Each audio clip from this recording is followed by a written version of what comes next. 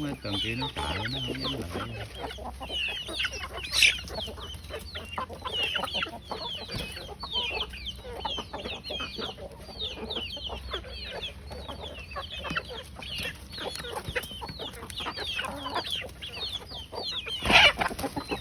Mấy gà trống giò mà màu xám đẹp ghê,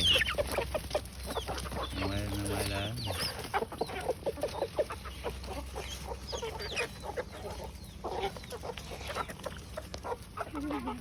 Ông này ông giữ bầy chứ ông không có ăn, ông đứng nó canh thôi chứ nó không có ăn. Mấy gà mái xám đẹp ghê.